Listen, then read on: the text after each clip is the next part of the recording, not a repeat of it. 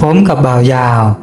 ได้ก้าวเท้าลงจากรถโดยสารประจำทางคันเก่าคล่ำคร่าสีแดงเหลืองพวกเราลงกันที่ปากทางเข้าหมู่บ้านอันเปล่าเปลี่ยวเงาหงอยและร้อนแรง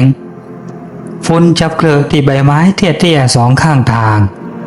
ดูเป็นสีอิฐตลอดแนวสองข้างทางอันเป็นถนนลูกรังเรายังต้องเดินเข้าไปอีกจากปากทางร่วม 4-5 กิโลก็จะถึงบ้านของลุงทองและเชิดซึ่งสองคนนั่นเป็นคนที่ฝากจดหมายไปกับผู้ใหญ่ดำที่เข้ามาธุระในเมืองและก็ฝากจดหมายมาถึงผมให้เข้าไปหาพวกเขาบอกว่าจะพากันเข้าป่าล่าสัตว์ก็เลยชวนพวกผมให้เข้าไปดูกันอีกสักยกหลังจากที่เราได้ห่างหายกันมาร่วมปีผมกับเบายาวนั้นก็ไม่ค่อยว่างที่จะได้เข้าไปเยี่ยมหาพรรคพวกเก่าๆเช่นลุงทองและเชิดซึ่งปักหลักทำสวนอยู่ที่นั่นที่ซึ่งเรียกขานกันว่าบ้านพรายโทนเพราะว่าผมนั้นต้องไปตระเวนค้าขายตามต่างจังหวัดโดยได้ตามคาราวานที่จัดงานแสดงสินค้าไปพอดีมาปีนี้ผมกำลังจะติดต่อไปลงอีกที่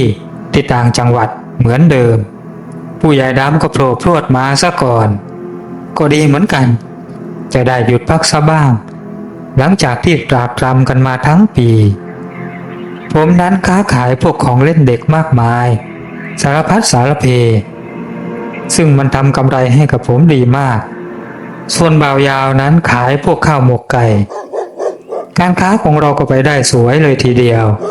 เมื่อหักค่าใช้จ่ายต่างๆแล้วผมกับบ่าวยาว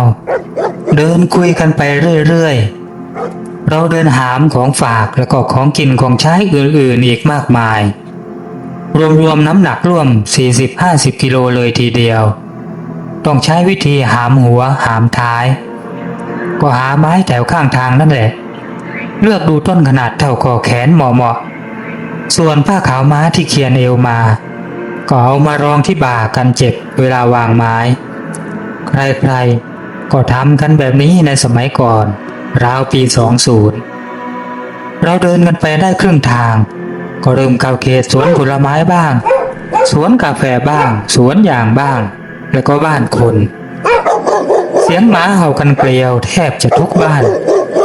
จนราวๆเกือบจะ4 โมงเย็นเราก็ไปถึงบ้านลุงทอง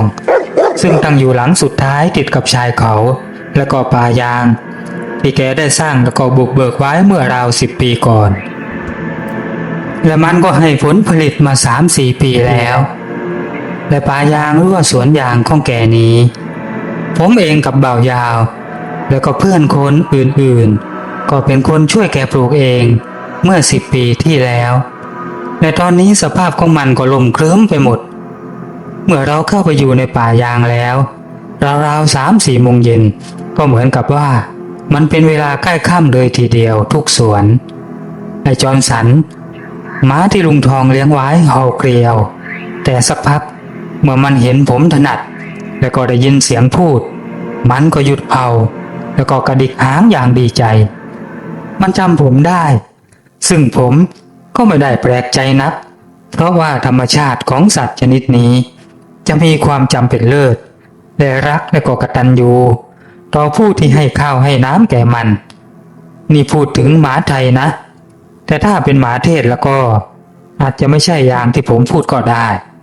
และผมก็มีของฝากมาให้จอห์นสันมันก็คืออาหารอัดเม็ดชั้นเลิศ2 ถุงใหญ่ดูเหมือนมันจะพออกพอใจมากเลยทีเดียวกับรสชาติอันแปลกใหม่ที่มันไม่คุ้นเคยอ้าวมาเลยลุงทองและเชิดที่นั่งกันอยู่บนเรือนได้ก้าวลงจากเรือนตรงมาหาผมกับบ่าวยาวอย่างดีใจทั้งคู่กุลีกุจอรับของที่เราหามกันมาจนลิ้นห้อยเพราะเดินขึ้นเขาขึ้นลูกโขนมาเรื่อยๆกว่าจะถึงจุดหมายนี่เมื่อวานเชิดมันได้หมูสังมานะข้าก็เลยให้ลำจวนน่ะผัดเผ็ดรอพวกเองนี่แหละเพราะว่าผู้ใหญ่ดำแกแวะมาบอกว่าพวกเองฝากมาบอกว่าจะมาถึงวันนี้ไปขึ้นเรือนกันก่อนกินข้าวกินปลาแล้วค่อยคุยกัน ลุงทองพูดพลางเดินนำโดยมีเชิดรังท้ายตรงขึ้นบนเรือนที่ทำนอกชานกว้างขวางร่มรื่นเพราะมีต้นมังคุดที่แกปลูกไว้ใกล้บ้านแผ่กิ่งก้านร่มคลึ้มกลุ่มตรงระเบียงพอดีระหว่างกินเหล้ากินข้าวผมก็ถามเชิดกับลุงทองว่าเที่ยวนี้น่ะไปที่ไหนดีล่ะเชิดลุงทองใช่พี่ทองเที่ยวนี้น่ะกลับป่าไหนดีล่ะร้อนอย่างนี้น่ะเบายาวเสริมร้อนแบบนี้ข้ามีที่คิดไว้แล้วเอง2 คนน่ะสบายใจได้หลายวันก่อนเชิดมันเจอกับพ่อบุญนาพรานฝั่งภูเขาฝั่งโน้นน่ะเขาตัดเขาลงมาเห็นบอกว่ามาตามล่าไอ้เจ๋กวางขาเป๋ที่มันนกรู้รอดไปได้ทุกครั้งพ่อบุญนาแกบอกเองยังไงวะเชิดลองเล่าแผ่แสนกับบ่าวยาวฟังดูสิเพื่อว่า2 คนนี้น่ะจะสนใจคืออย่างนี้นะเชิดเริ่มต้นพรานบุญนาน่ะแกบอกว่าระหว่างที่แกตามไอ้เฉกวางใหญ่อยู่หลายรอบแล้วน่ะแกไปเจอสถานที่แห่งหนึ่งอยู่ถัดจากบ้านเราเนี่ยไปราวๆอีก3 ลูกเขามันไม่น่าเชื่อที่ว่าสถานที่ตรงนั้นนะมันมีทะเลสาบรั่วบึงใหญ่มันมีอยู่บึงหนึ่งแกบอกนะแกว่าอย่างนั้นแต่ว่าทางที่จะไปบึงนั่นน่ะมันลำบากและก็แรงเชิดพูดแค่นั้นแล้วก็หยุดลงซะเฉยๆแรงอะไรของเองวะเชิดผมถามก็ผีป่าผีไพรมันแรงเชิดบอกแกบอกว่าดีที่แกมีของดีคุ้มตัวนะไม่งั้นคงจะแย่เหมือนกันเห็นว่าคืนแรกที่พักแถวบึงนั่นมันโผล่มาใต้ห้างแล้วก็ยืดตัวสูงเสมอห้างท่าที่ว่าจะเอาแกอยู่ด้วยให้ได้พรานบุญนาก็เลยซัดตูมเข้าให้มันหายไปพักหนึ่งแล้วก็โผล่มาอีกก็เล่นกันอยู่อย่างนั้นยันสว่างไม่พักได้นอนกันเลยถ้าเป็นพรานคนอื่นนะต้องจบแน่ๆแต่ว่าพรานบุญนาแกระดับครูพรานแล้วที่แกบอกข้านะแกว่าสัตว์ตรงนั้นน่ะมันชุมมากนะแต่ว่าแค่พวกเราเตรียมแรงเตรียมแบกหามกลับให้ดีเรื่องยิงนะได้ยิงแน่นอนโดยเฉพาะพวกเก่งพวกกวางแล้วทำไมมีสัตว์ชุมอย่างนั้นน่ะ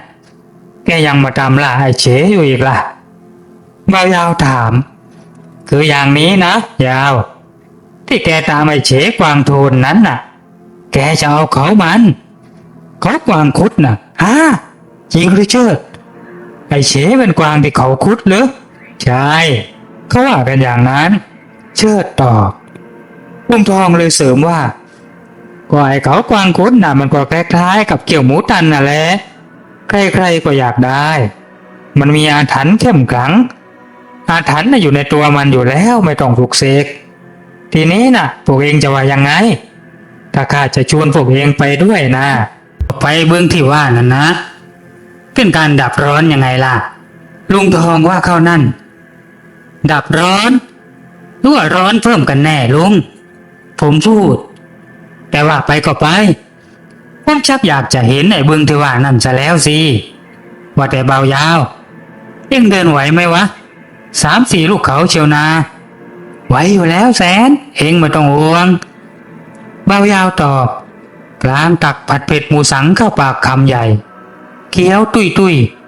ตามด้วยซัด40 ดีกรีเสียงดังซูดใหญ่พวกเราหัวเราะกากจนไอ้จอนสันหมาที่อยู่ใต้ถุนตกใจและคืนนั้นกว่าจะเข้านอนกันได้ก็ป้าเข้าเกือบเที่ยงคืนซึ่งดึกมากสำหรับบ้านป่าชายดงเสียงนกป่าไก่ป่าดังประสานแว่วมาในยามรุ่งอรุณเป็นสัญญาณบ่งบอกว่าวันใหม่แต่เวียนมาอีกคำรบแล้วผมบิดตัวขับไล่ความเมื่อยขบจากการเดินทางเข้ามาจากปากทางเมื่อวานพร้อมกับบิดตัวลุกขึ้นนั่งจากเสื่อกระจูดผืนใหญ่ที่พวกเรานอนกันอยู่ตรงระเบียงที่ซึ่งนั่งกินเหล้ากินข้าวกันนั่นแหละเหลือบไปมองที่เชิดนอนก็เห็นที่นอนว่างเปล่าเชิดผมกลับไปกรีดยางที่บ้านก่อนแล้วคงจะแวะมาสายๆผมคิด ส่วนบ่าวยาวยังนอนคุดคู้กรนอยู่เสียงดังเหมือนเรือหางยาวจนผมอดขำไม่ได้ผมสูดหายใจเอาอากาศบริสุทธิ์เข้าเต็มปอดอย่างเต็มอิ่มแล้วก็แสนจะสดชื่นเหมือนร่วมปีแล้วสินะที่ไม่ได้กลับมาที่ดินผืนนี้และเช้านี้ผมก็จะได้เดินทางมุ่งหน้าเข้าสู่ป่าสู่แดนดงที่ผมคุ้นเคยแล้วก็จำกลิ่นอายของมันได้ดีไม่ว่าจะเป็นกลิ่นต้นไม้ใบหญ้ากลิ่นดินหลังฝนตกหรือว่ากลิ่นหอมอ่อนๆของมวลดอกไม้ป่านานาพันธุ์ที่ผมไม่เคยลืมเลือนไปได้เลยและในใจก็มีเสียงหนึ่งร่ำร้อง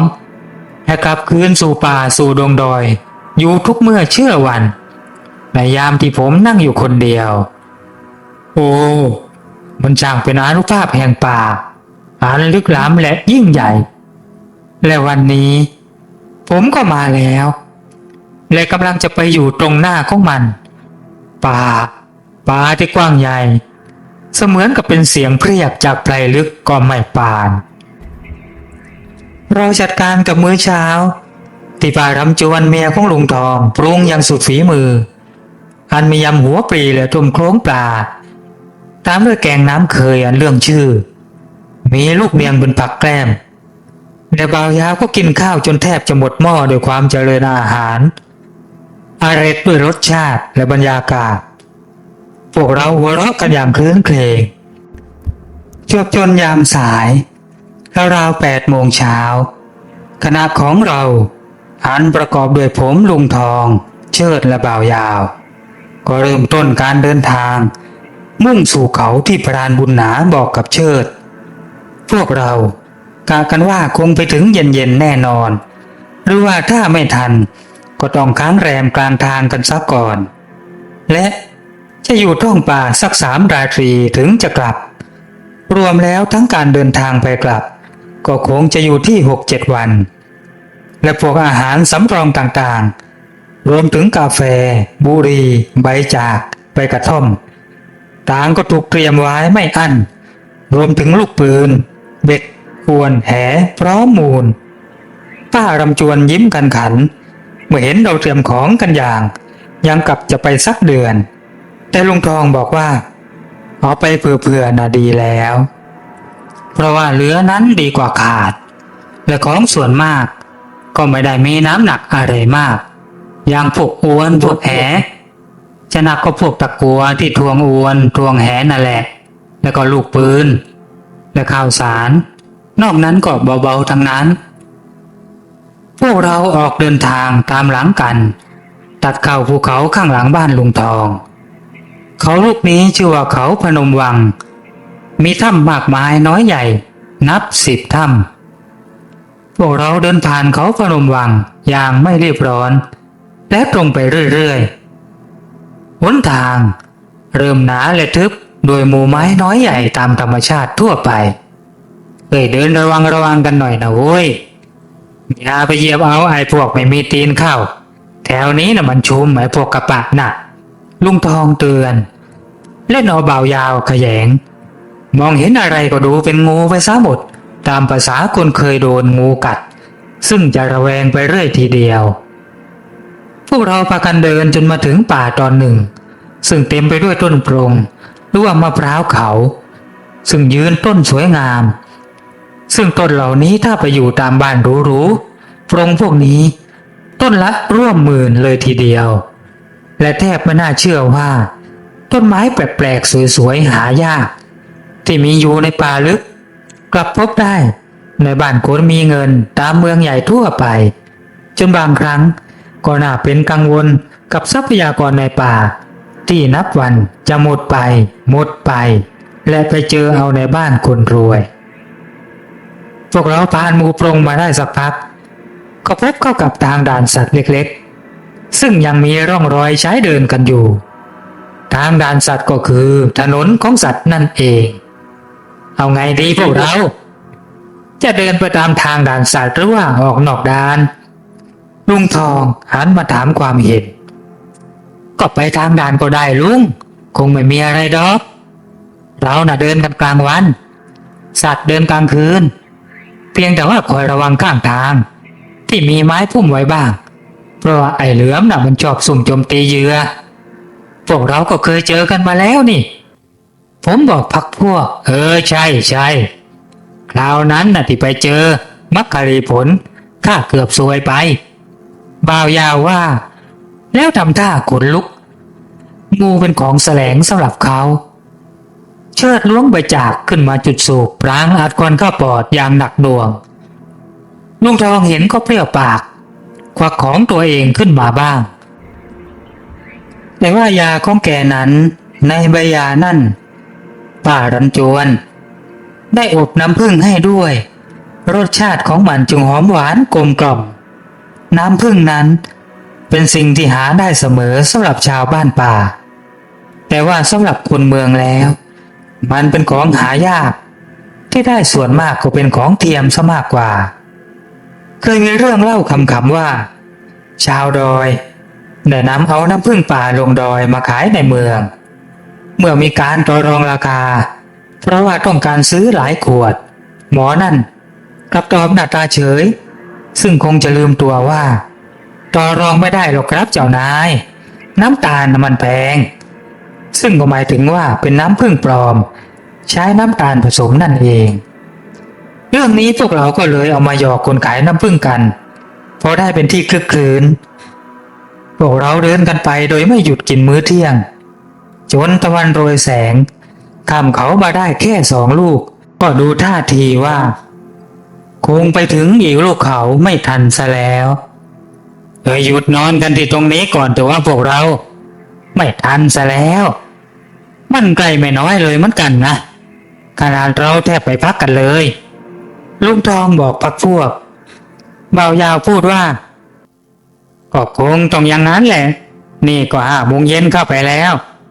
น่องของฉันน่ะตึงยิ่งกว่าแตงโมสุกซะอีกนานๆเข้าปาทีนะ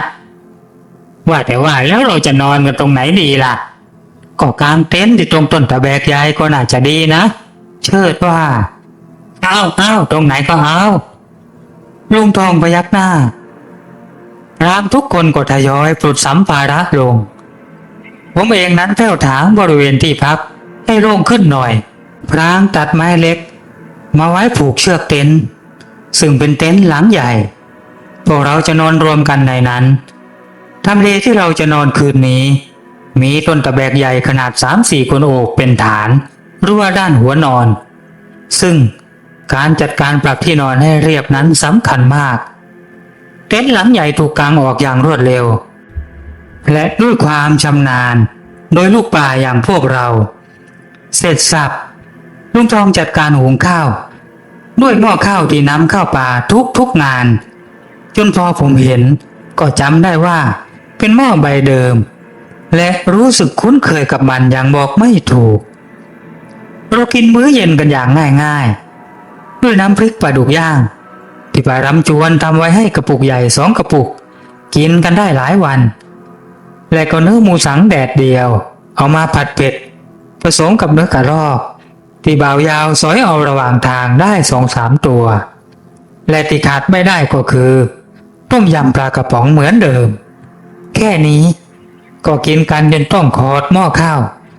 เสียดายที่ไม่มีผักแกล้มเพราะที่พักอยู่ห่างจากลำห้วยและตั้งแต่เดินกันมาตลอดวันยังไม่เห็นลำห้วยสักสายบ่าวยาวกินเสร็จก็ลุกไปหาเก็บไม้แห้งเล็กใหญ่เอามาก่อไฟกองใหญ่ได้แต่เขาก็ได้ไม้ขอนยาวมา 2-3 ท่อนคงจะอยู่ได้ยันสว่างส่วนลุงทองจัดการชงกาแฟแล้วนำไปวางรวมกันกับอาหารที่แกนำไปเส้นไหว้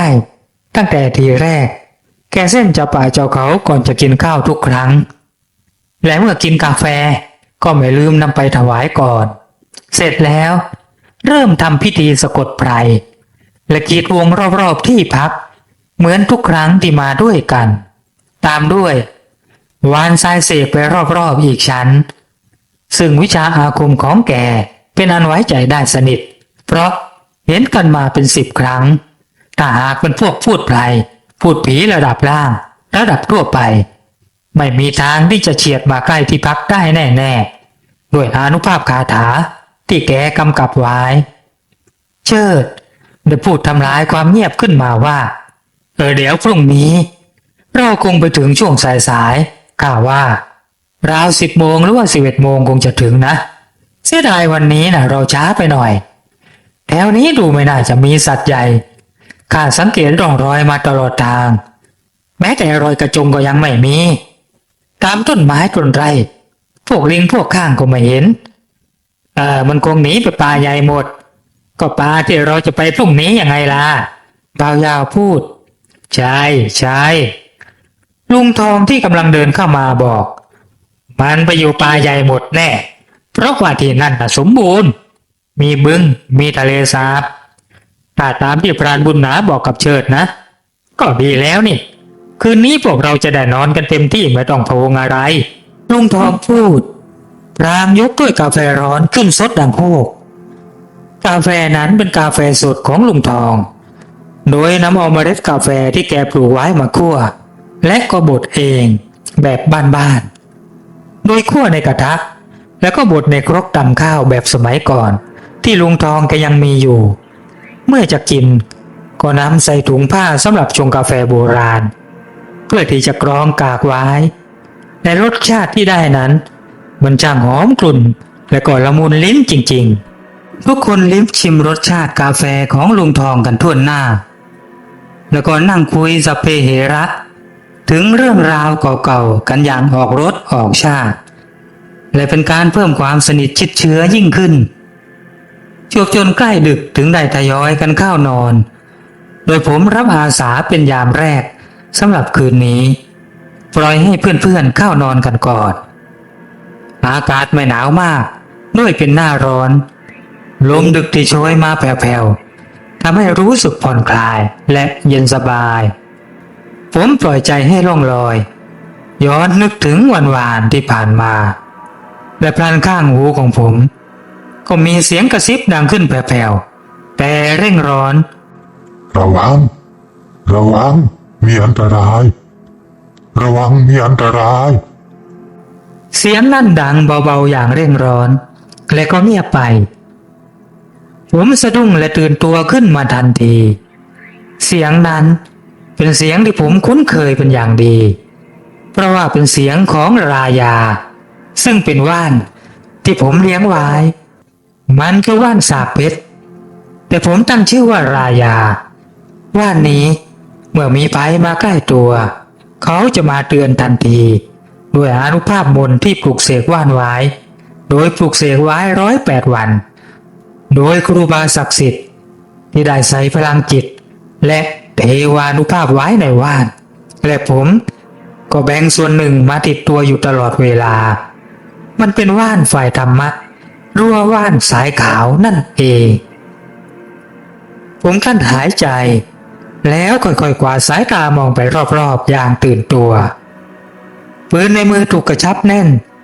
ตามสัญชาตญาณปกป้องตัวเองยังไม่อยากจะปลุกพรรคพวกให้ตื่นขึ้นมาตอนนี้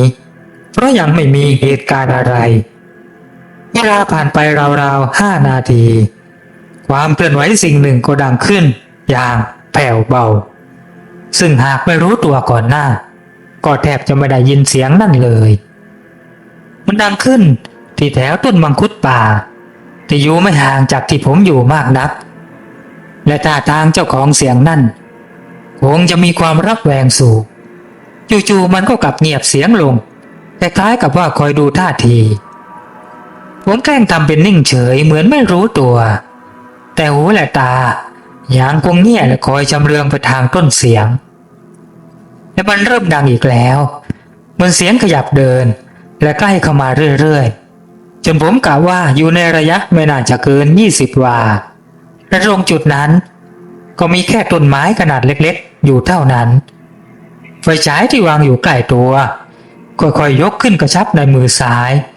แล้วค่อยๆเอามาแนบกับกระบอกปืนที่ผมวางพาดอยู่บนตักและเมื่อผมแน่ใจว่าทั้งปืนทั้งไฟฉายกระชับมั่นพร้อมที่จะทำงานแล้วผมก็ตวัดทั้งสองอย่างนั้นพร้อมกับเปิดสวิตช์ส่องไฟไปยังจุดนั้นทันทีลายสีดำที่พาดขวางตลอดทั้งลำตัวผมเห็นเต็มตา สลับกับสีเหลืองอมส้มนั่นหันกลับมายังแสงไฟที่ส่องออกไปหัวที่โตยิ่งกว่าบาดพระเสยะแยกเกี้ยวและร้องคำรามก้องอย่างคุนเคืองและมันก็คงจะตกใจที่ผมรู้ตัวและรู้ทันมันตั้งท่าจะกระโจนกับใส่ผมและก็คงจะเป็นวินาทีเดียวกันกับที่ผมก็คิดจะยิงมันเอาวะใครไว้ใครอยู่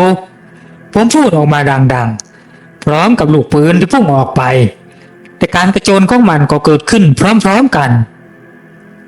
เสียงดังสนั่นราวป่าจนพวกที่นอนกันอยู่ผวาตื่นขึ้นมาโดยพร้อมเพรียงลุงทองกับเชิดยังทันได้เห็นร่างของเสือใหญ่ที่ล้มกลิ้งลงกับพื้นแล้วมันกลับทะลันลุกอย่างรวดเร็วแล้วก็เป็นลับหายเข้าไปในราวป่าหายแวบเหมือนผีหลอกผมตกตะลึงตาค้างก็เมื่อกี้ผมยิงสวนออกไปแล้วก็มั่นใจว่าลูกโดดที่ยัดอยู่ในลำกล้องได้เข้าเป้าหมายตรงศอกขาหน้าเต็มจนฟันล้มลงเก๊กเฮแต่ทำไมมันกลับไม่เป็นอะไร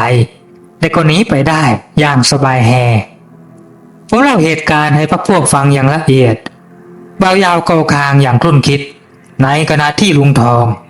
พูดเสียงแผ่วต่ำสมิงแกพูดผมก็คิดอย่างนั้นนะลุงเชิดพูดขึ้นอย่างเห็นด้วยและผมก็เชื่อเขาเพราะเชิดปราบสมิงมาแล้วหลายตัว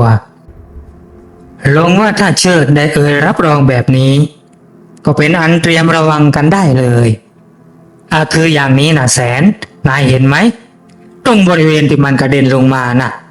รอยเลือดสักหยดก็ไม่มีถ้าเป็นเสือธรรมดาน่ะ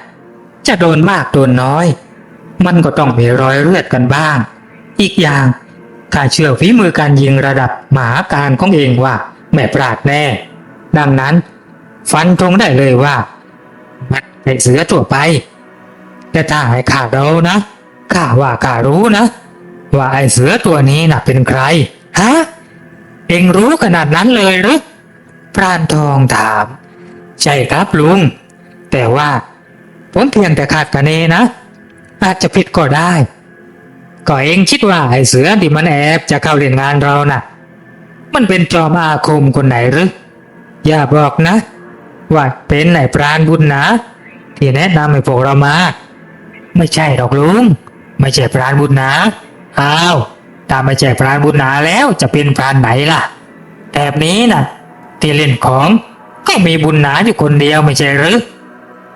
ยังมีอีกคนลุงแต่ว่าได้หายไป2-3 ปีแล้วลุงลืมไปแล้วหรือผมเสริมขึ้นเพราะว่าเริ่มนึกอะไรออกลางๆอ้าวไกลละไอ้แสนลุงทองได้ถามขึ้นก็ไอ้รามานยังไงล่ะลุงพรานรามานจอมไสยเวททีนี้หายเข้าป่า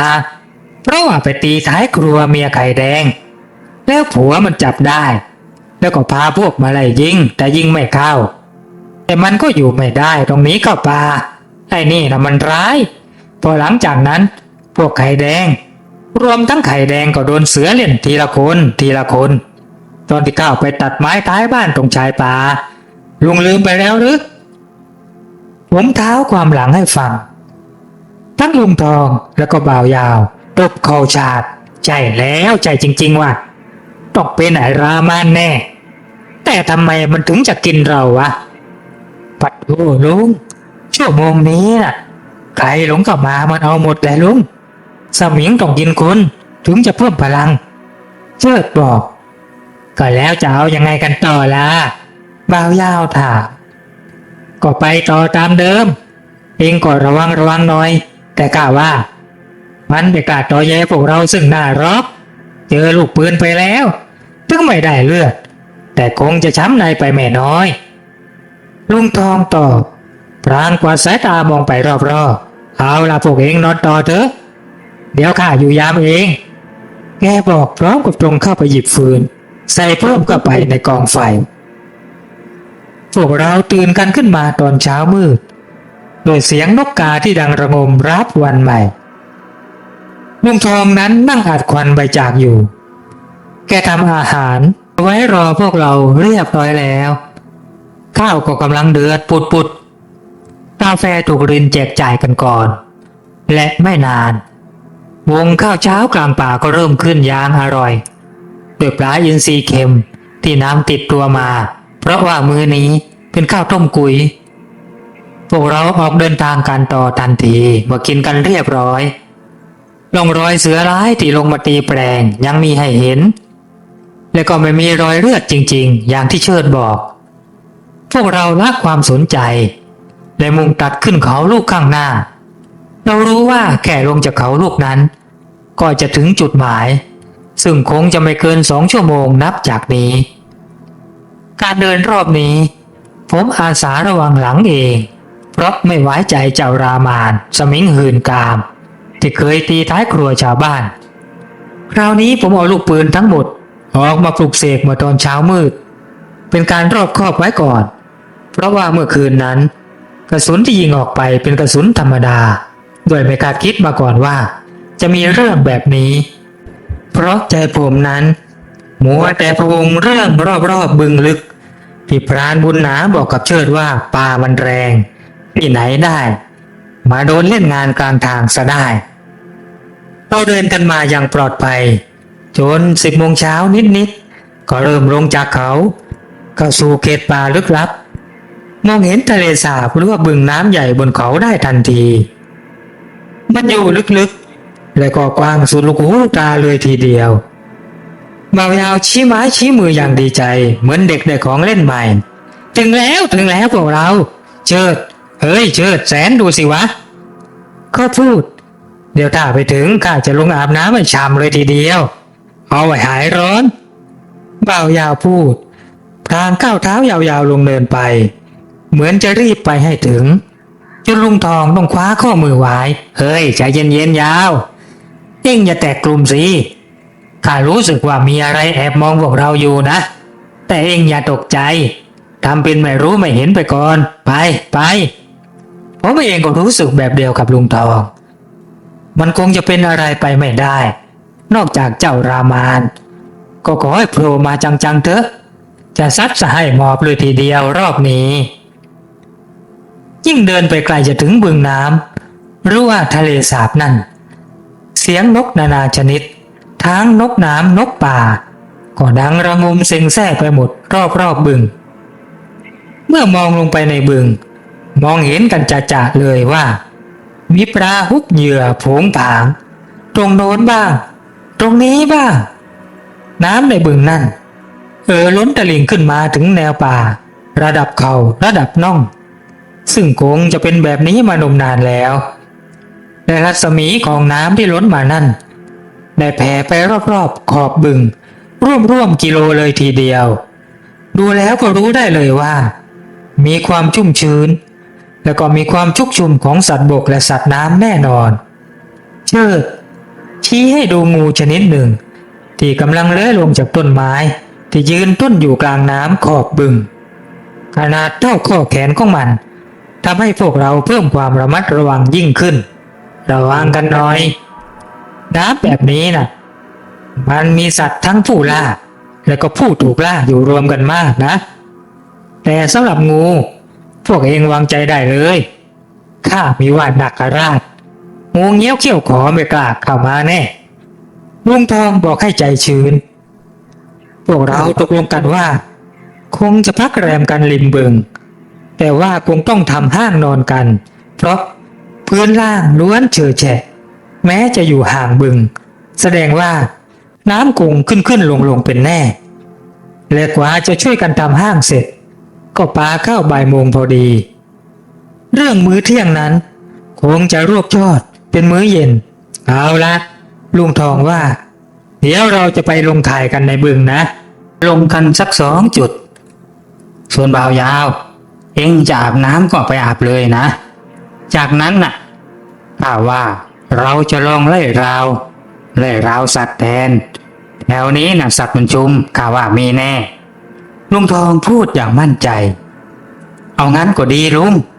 เชิดเห็นด้วยตกลงพวกเราก็พากันไปวางข่ายตรงระดับน้ำที่ไม่ลึกนักระดับหน้าอกโดยปล่อยให้บ่าวยาวได้อาบน้ำอยู่ไม่ไกล น้ำนั้นใสสะอาดและราบเรียบดุจกระจกแต่ว่ามีอะไรบางอย่างและคอยเตือนผมว่ามีบางสิ่งบางอย่างแฝงอยู่ในบึงนี้แน่ๆและก็ต้องมีมากซะด้วยในความคิดของผมก็ต้องสะดุดลงเมื่อมีเสียงน้ำดังตูมใหญ่พร้อมกับบ่าวยาวที่กระโจนพรวดหนีตายหน้าตาตื่นเฮ้ยตัวอะไรไม่รู้น่ากลัวจิบเป๋งว่ายตรงมาที่ข้าเห็นแต่หัวเท่ากับองค์มังกรถ้างั้นระวังพวกเราผมบอกแล้วค่อยๆถอยหลังขึ้นไปยังฝั่งน้ำคนอื่นๆก็ทำเช่นเดียวกันเราไม่ได้เอาปืนติดตัวลงมาด้วยเพราะว่ามาลงข่ายมีเพียงมีดพกขัดหลังกันมาเท่านั้นแต่ผมนั่นสะพายย่ามเฉียงบ่าลงมาด้วยในย่ามของผมมีปืนพกสั้นติดอยู่ทำให้อุ่นใจขึ้นมาเยอะและแล้วเจ้าของหัวเท่าองค์มังกรที่บ่าวยาวว่าก็ตะลึงพรวดโผล่พ้นน้ำให้พวกเราเห็นในระยะไม่เกิน25 หลามันยืนอยู่กลางน้ำไม่ห่างจากเรามากนักและให้ดับไปต่อหน้าแสงตะวันนั่นเถิดในเมื่อร่างที่เห็นนั่นมันเป็นคนชัดๆเพียงแต่ว่าส่วนหัวของมันทำไมถึงได้ใหญ่โตเท่ากับโอ่งได้ขนาดนั้นมันมีหนวดย้อยเย้ยเต็มหน้าและตัวก็สีเขียวเหมือนสีตะไคร่น้ำและทันใดนั้นมันได้แผดเสียงกู่ร้องขึ้นมาทันที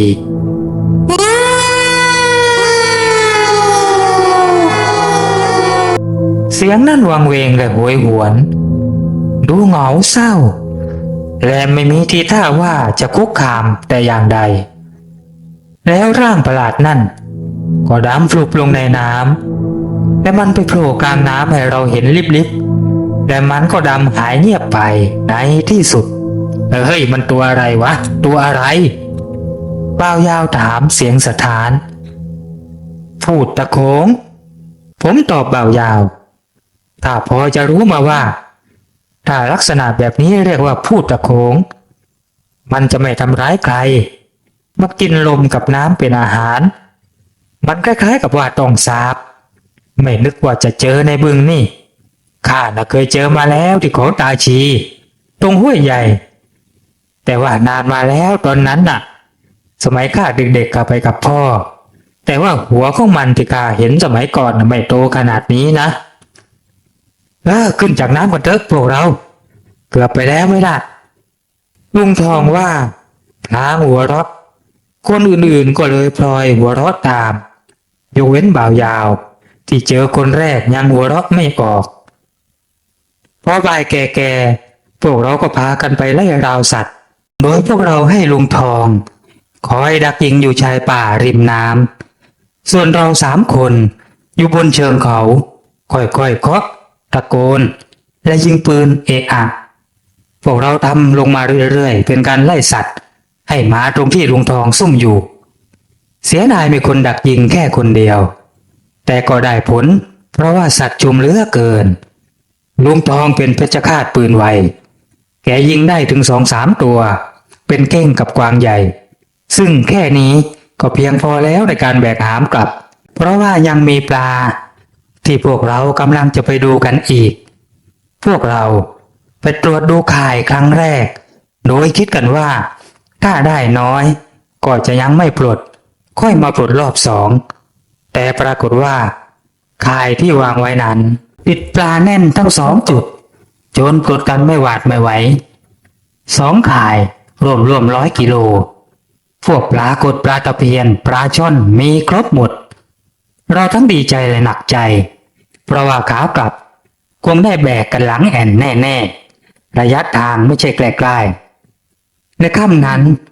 หลังจากทำร้านไว้เพื่อย่างเนื้อที่ได้มาเพื่อเป็นการถนอมอาหารบ่าวยาวและเชิดก็ง่วนอยู่กับการทำปลาไปเคล้าเกลือ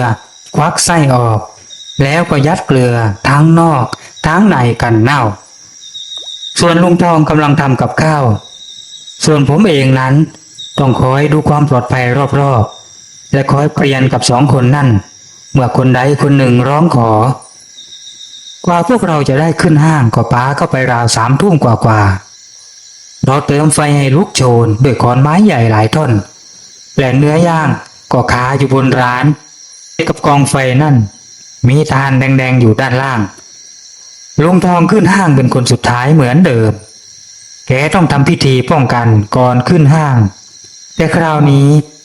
แกขีดเส้นมนต์ขีดเส้นอาคมกว้างไปถึงร้านย่างเนื้อแกบอกว่ากันไว้ก่อนเพื่อพวกผีกระหังผีกองกอยเข้ามาเอาไปกินพวกเรานั่งคุยกันอย่างสนุกสนาน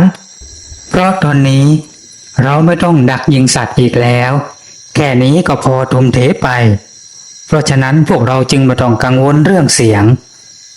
บ่าวยาวได้ถามลุงทองว่าสงสัยว่าที่พรานบุญนะแกบอกว่าผีแรงน่ะน่าจะหมายถึงผูดตะโขงหรือเปล่าลุงก็ไม่เชิงนะยาว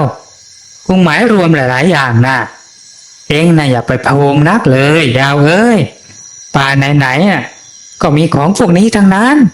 พวกเราเพียงแต่อย่าทำผิดป่าอย่าลบหลู่แล้วก็ไม่ประมาทก็เหมือนที่เราเคยทำกันมานั่นแหละพวกเราก็จะรอดทุกป่าเชื่อข้าพระท่านก็ว่าความประมาทเป็นหนทางแห่งความตายพวกเองลืมแล้วหรือขาดคำลุงทองก็มีเสียงดังตูมใหญ่กลางเบื้องน้ำเสียงนั้นดังแล้วก็เงียบไปสักพักก็ดังขึ้นอีกตูมใหญ่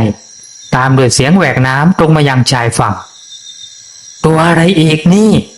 เชิดรำพึงไฟฉายในมือของเขาเตรียมกดสวิตช์ผมกระชับลูกซอง5 นัดกู้ใจพรางวางพาดบางไพรที่ทำไว้3 ด้านมีเสียงโครกครากโหกห้ากดังมาจากชายน้ำเสียงหนักแน่นหนาใหญ่ตามด้วยเสียงแหวกลุยน้ำจนถึงตลิ่งริมฝั่งพวกเราเริ่มมองเห็นร่างที่ดำตะคุ่มนั่นแล้วแต่เห็นเป็นเงาดำๆโดยยังอยู่ในระยะไกลตาแต่ความสูงของร่างนั้นสูงพอๆกับเปรตเลยทีเดียวรวมเสาไฟฟ้าผมใจหายว่านึกถึงที่ปู่เคยเล่าให้ฟังเรื่องพูดที่อยู่ในน้ำทันทีปริวาระภูตังคำนี้พูดขึ้นในหัวคิดทันทีก็คือพูดผีที่เป็นบริวารของนาค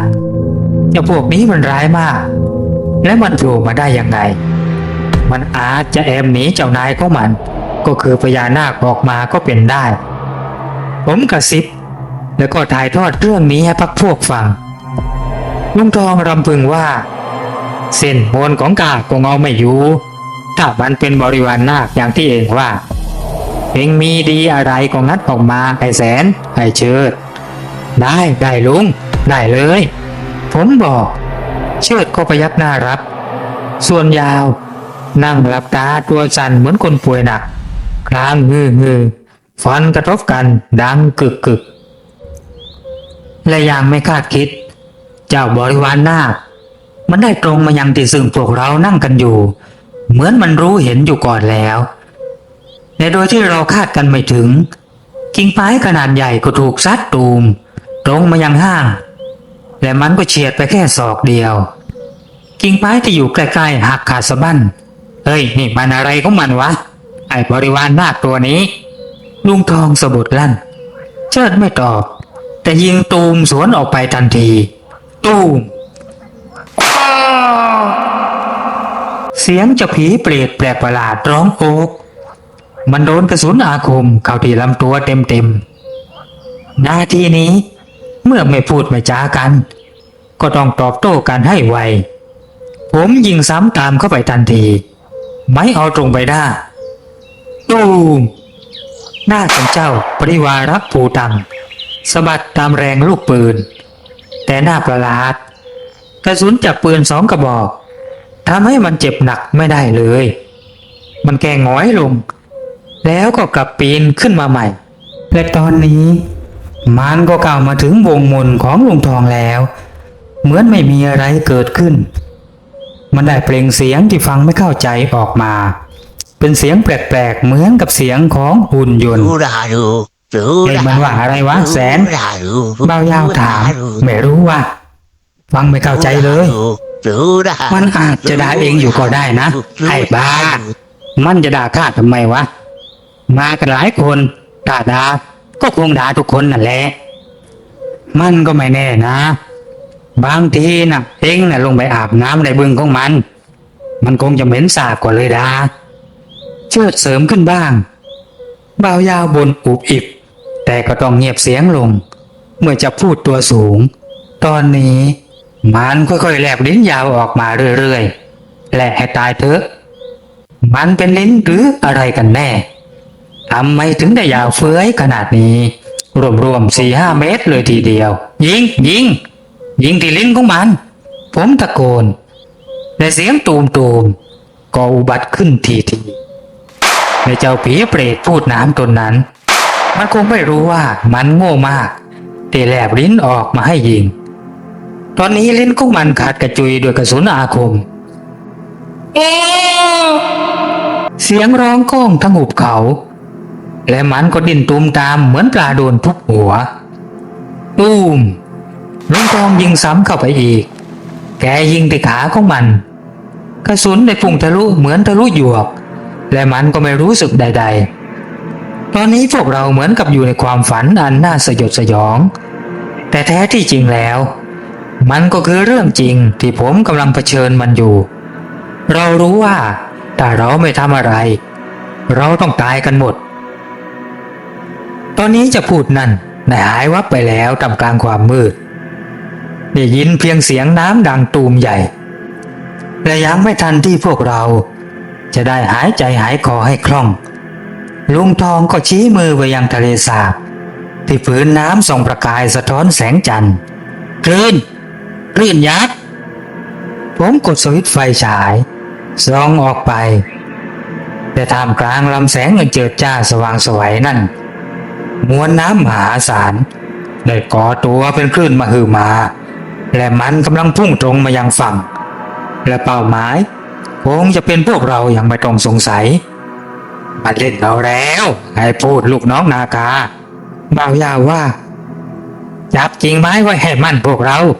ผมตะโกนแข่งกับเสียงคลื่น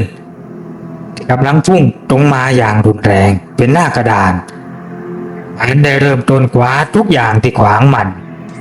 ต้นไม้น้อยใหญ่ได้ลู่รากตามแรงน้ำและต้นที่เรานั่งก็โดนแล้วน้ำได้ค่อยๆไต่ระดับ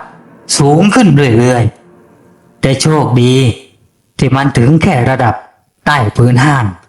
มันก็ไม่เพิ่มความสูงก็คือห่างจากพื้นห้างแค่เมตรเดียวพวกเราเป่าลมออกจากปากใจเย็นพวกเราผมบอกแค่ไม่ถึง2 ชั่วโมงน้ำน่ะคงจะถอยลงผมอธิบายพักพวกพร้อมกับพูดต่อพวกเองอย่าส่งเสียงข้าจะเรียกไอ้พูดบริวาร นั่นมาจัดการเดี๋ยวนี้มันน่ะก็จะฆ่าเราทั้งหมดเราก็ต้องทำมันบ้างผมพูดแล้วผมอ่านคาถาพยาครุฑปราบนาคาทันทีคาถานี้ผมได้มาจากปู่ซึ่งเป็นศิษย์เอกของครูบารัศมีแห่งพม่าปู่สั่งไว้ว่าถ้าไม่ขับขันห้ามใช้เพราะอานุภาพของมันนั่นผู้ที่ต้องมนต์จะต้องแตกดับหรือไม่ก็ต้องถูกจองจำตลอดไปด้วยอำนาจมนต์ผมอ่านทันทีและผืนน้ำในบึงหรือทะเลสาบก็เริ่มปั่นป่วนทั้งที่ไม่มีลมกระแสน้ำที่ท่วมราวป่าค่อยๆไหลกลับไหลลงไปในทะเลสาบและร่างหนึ่งกราบค่อยๆถลายไปยังชายฝั่งเหมือนโดนเชือกมัดและลากขึ้นมามันพยายามดิ้นต่อสู้กับสิ่งที่พวกเรามองไม่เห็นเสียงดังตุมตามตลอดเวลาแต่ก็ไม่เป็นผลและเมื่อมันโดนเชือกที่มองไม่เห็นลากมาจนถึงวงมนร่างอันสูงยาวเสมือนเปรตก็ค่อยๆเล็กลงเรื่อยๆมันได้เอ่ยคำพูดที่ฟังไม่เข้าใจและผมก็ไม่อยากจะฟังเราจะไม่ทำให้แกแตกดับผมพูดแต่จะแค่จองจำแกอยู่ตรงนี้แหละอยู่ที่วงมนนี่จนกว่าแกจะถือศีล 5ได้อย่างบริสุทธิ์4 ปีหรือไม่ก็จนกว่านายของแกคือพญานาคตามมาเจอแกก็จะพ้นจากอำนาจมนต์ ก็เลือกเอาว่าแกน่าจะรอนายแกหรือว่าจะถือศีล5 4 ปี แต่ข้าว่าถ้ารอนายของแกอาจจะโดนลงโทษยิ่งกว่านี้แน่ๆเพราะแกคงจะหนีมา ผมพูดโดยรู้ว่ามันต้องเข้าใจแน่